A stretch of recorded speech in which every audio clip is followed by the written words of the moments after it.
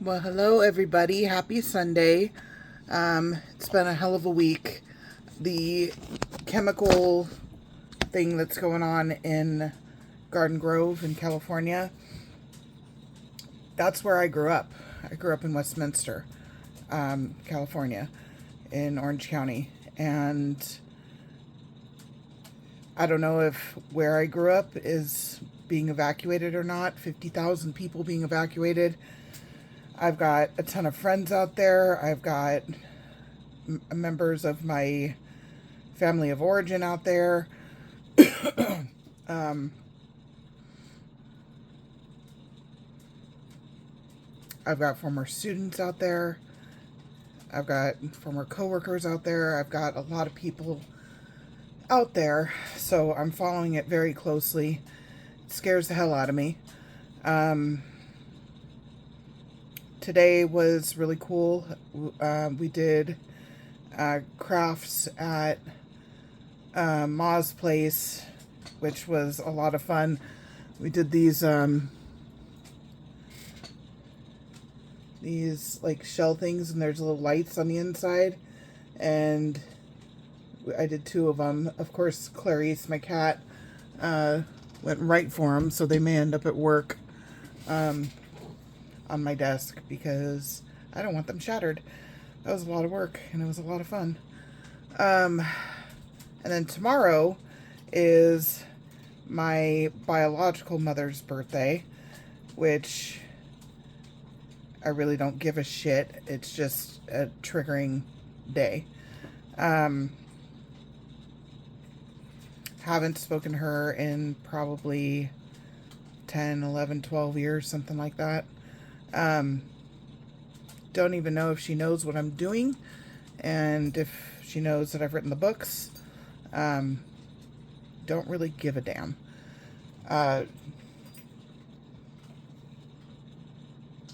Bad person. Anyway, I'm going to read to you guys tonight. I know that last week was really difficult. I ended on a difficult note. Chapter 22 was just me struggling with difficult emotions because of that. It's short, and I'm probably going to add to it. I'm going to skip it for now and read you guys chapter 23. Chapter 23 is called Rallying. It's September 28th, 2022. It was a Thursday. It was day 84. Here we go. And I didn't do a quote for this one yet. That's weird. Okay.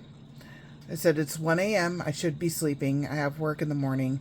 Today was still a struggle. It's the worst countdown of my life. This is the last Thursday that I will have living with my son. Yesterday was the last Wednesday. I know it's an awful way to think. I have to shift my thinking. I know this, but it is incredibly difficult to do right now. I swam 130 laps tonight. The first 10 are always the most difficult. My body adjusts and warms up, and it's the weirdest thing. I always feel like I can't go any further at 34 laps, every single time. Always 34. It's so weird. But I push through, and by 50 laps, I feel like I can swim all night. And I have experienced the swimmer's high. Oh, so fun. On quite a few nights now. It's fucking incredible, euphoric. I chase it. I wish I could feel it every time. Tonight was good. I set a new personal record swimming. I'm proud of myself, and I feel amazing. It truly does help with both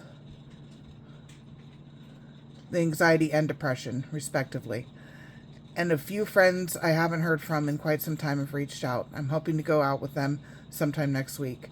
And I have started looking for guitar teachers.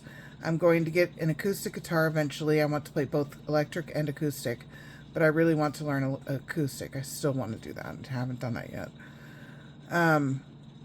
I have found some local LGBTQIA groups, plus groups, that do get together once a week. It's time to put myself out there again, meet some new people, get out of my head for a while. And I know I need to not stay isolated, not with all these big life changes. I know what I need to do. Oh, and the pool will be closing at 5 p.m. Beginning on the 1st, so I have joined a gym. It's only a few miles from my house with an indoor pool and a jacuzzi. Sweet. That will be wonderful for the fall and the winter. I will continue my progress with the swimming. I'm going to try and get some sleep, but I'm sure I'll be up in a couple of hours. I'll write more then. I know I've mentioned it before, but before I go on, if you're a survivor and you're going through this and you're struggling with insomnia and you're struggling with your sleep patterns, it's so normal. I had absolutely, my sleep schedule, my sleep patterns had absolutely changed during this time. I was getting like 2 hours of sleep, and then up for 2 hours, and then 2 hours of sleep, and then up for 2 hours. Sometimes I'd just be up, I couldn't go back to sleep. I was getting very little sleep. If you're getting too much sleep, that might be you. But for me, I just could not sleep. I struggle now because of my back and I have in my thigh, my left thigh, nerve damage, and it's killing me lately. Like, I go back to the doctor in June, beginning of June, and I've got to talk about this because I'll take ibuprofen and I'll take Tylenol arthritis, and it's just not doing anything for it. So, but I did want to mention that if you're going through this, if you're a lifelong survivor and you're going through the healing process and your sleep schedule is bizarre and you're going, what is wrong with me? It's normal. It's totally normal. Okay, here we go. I have 4 publishing offers that I'm considering. Navigating this is quite an experience. I knew nothing about how to publish a book until now. It is quite a learning experience, and each publisher is offering something different, and each has benefits and downfalls. I'm going to have to make a big decision. This is a good thing, Jaren. Hold on to this right now. You need as much good as possible right now. Okay, that was chapter 23. I'm going to read chapter 24 to you guys also. Chapter 24 is Goodbye the Brother. This is September 30th, 2022, Friday, day 85. Start with a quote. This is by Buddha. Even loss and betrayal can bring us awakening. Okay, my words. Well, looks like Ryan is making it in the book now too. Any other family members wish to input their 2 cents? Any long-lost relatives, deceased ancestors? Ryan couldn't help himself, typical, laughing at my healing and the process I am going through. Just one more person in the family making this so much more fucking difficult for me. I simply don't give a shit anymore. I am over attempting to explain myself all the fucking time to them. I'm tired of having my boundaries literally laughed at. Fuck all of them. I can't do this anymore. I'm just trying to hang on right now. Gage leaves in 2 days, for fuck's sake. If the family can't be supportive, the least they can do is shut the fuck up and keep their warped, toxic advice to themselves. That was short. All right, chapter 25. Letting go and an unexpected reunion. This was October 2nd, 2022, Sunday, day 86. The quote is by Shannon L. Alder. To be a mother of a son is one of the most important things you can do to change the world. Raise them to respect women. Raise them to stand up for others. Raise them to be kind. My words. The universe is certainly strange. It's midnight. It's the day my son is leaving home. I packed with Gage and Skylar today. They went to the Jack Johnson concert. Gage's favorite singer. He called me after. He sounded so happy. I needed to hear that from him. I need to know he's happy. It will be easier for me to let go, knowing I have let him go off into the world truly happy and ready. You did it, Jaren. 23 years ago, you made this most important vow of your life. You vowed to love your son with every fiber of your being. You vowed that he would never know the type of pain you have known. You vowed to let him know every day that he is loved, that he is so important, that he is so smart, that he is so special. You stumbled. You fucked up in ways you never foresaw, but you always fixed your mistakes. And you always worked on yourself because you knew you needed to become the best mom to him that you possibly could be. You did it, Jaren. The most important thing you have ever done in your life, you did it. And now it's time to focus on you. You are just finding out who you really are. If you can, stay strong. If you can, let things play out the way they are meant to play out. I believe things are going to happen you haven't even dreamt of yet. Good things, Jaren. Finally, some good things. Life has a way of throwing some seriously strange curveballs. So my last serious dating was years ago. I dated after her, just nothing serious. I knew I wasn't ready. I feared attracting the wrong type of woman, so dating has just been very superficial for the best, I know. But I was just contacted by the last woman I seriously was dating. That came completely out of left field. We haven't spoken in years. What are the chances she would contact me now? The day Gage is leaving home. Bizarre. I wasn't going to respond to her. The reason things didn't proceed further was because I didn't like her drinking. She was drinking in excess. I don't like that. I don't want to get involved with another addict. I told her how I felt. She blew up at me about it. I called it off. She attempted to reach out again months later. I wasn't having it. I didn't need a project. I needed a partner. The texts she sent were apologies and an understanding of why I called it off. That's good. I hope she's doing well. I hope she's sober. I hope she has worked on herself. She was a very sweet woman and very funny, and she really did like me. I'm obviously not ready to date seriously. I know I am still in love with Adia. Though I am sure I shouldn't be, but I am. I have to be honest about that. Sorry. Just, you'll see why. Coming up soon.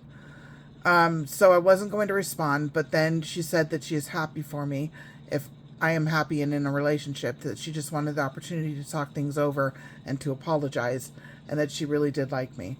I know she did. But there has been a lot that has happened, and I don't know how I feel about reconnecting with her.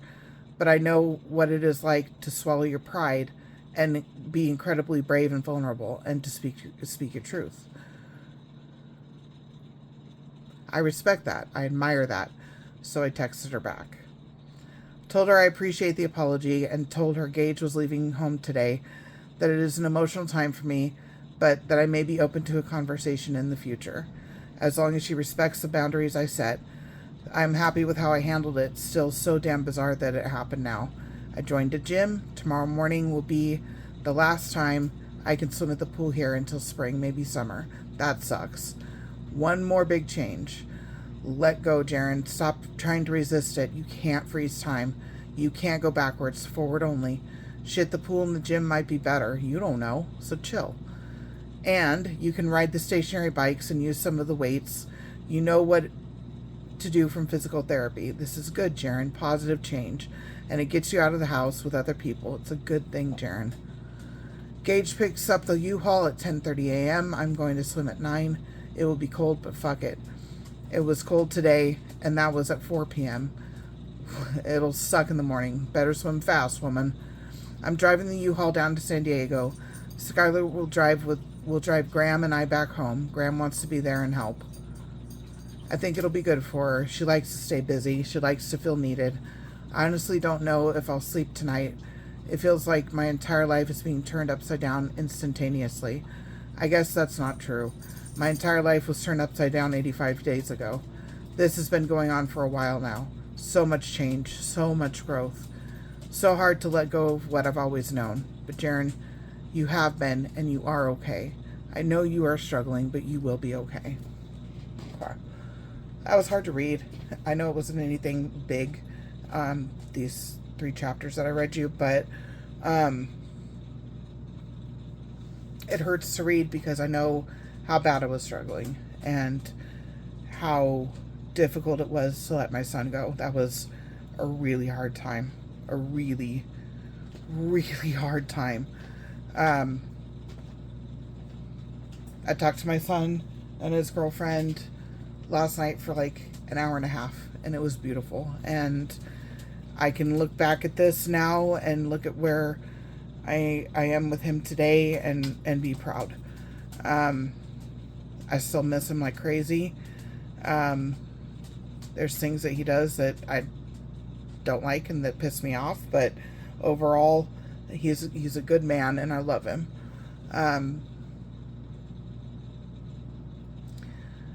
As far as what's coming up, the stuff with Adia is coming up very soon. I'm going to look tonight and see how many more chapters and how many more weeks it's going to take to get there, but you're about to understand why I couldn't let her go and why I was so stuck and what she did, the things that she did, and not everything. There's one big secret that I can't bring myself to tell because it didn't involve me. But everything else is coming out. It's coming out. And it had to, for me to get to where I am now. I was thinking about it, and do I still love her? I think part of me does. Do I hate her? Yes. And that's the problem. There's this love-hate thing. For a while there, it was more love than anything, and I was suffering.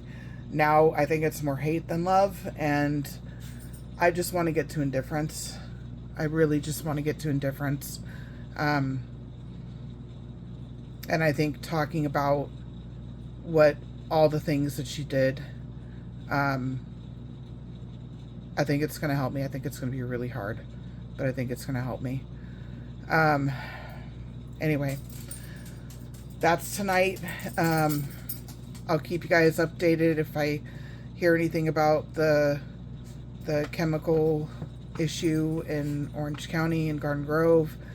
If I hear from any of my friends still there, please reach out. I want to know you're okay. I'm so far away. And right now it's probably the hardest, knowing that the people that I care about may not be safe, and that's terrifying. Yeah. Anyway, I'm going to go ahead and end this. As always, take care of yourselves. Take care of each other. Love you guys. I'll talk to you soon. Bye, guys.